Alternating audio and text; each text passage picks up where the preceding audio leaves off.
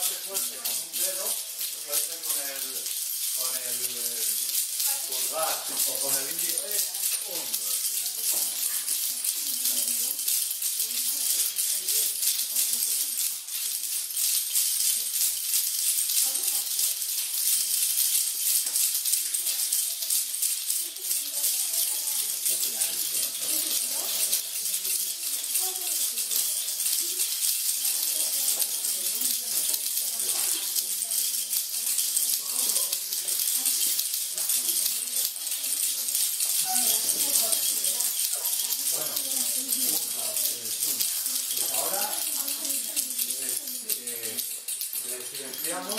Nos lo guardamos donde queréis que no se descaiga. Hasta hace 60 años, pues había un señor, o bueno, la gente tocaba estas cornetas, estos cuernos, o cuernas que se llamaban. ¿Quién los tocaba? Los que venían a cuidar al ganado.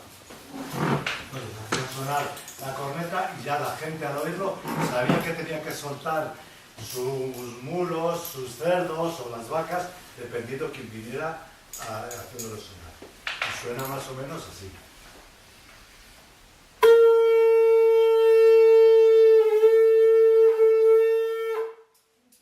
También era un instrumento de avisar. También los que daban pregones estaban muy. No sé si vamos a tener mucho tiempo, si no, si queréis probar alguno. Yo que sé que le presente los instrumentos. Al final, ¿quién toca el trombón? ¿Sí? Bueno. ¿Alguien más toca trompeta, trombón? No vas a llamar. ¿Sí? No te dejo. Ya, tú no tocas, ¿no?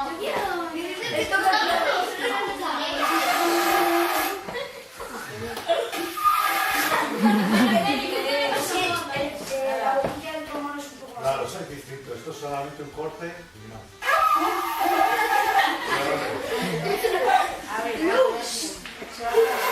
Ahí va.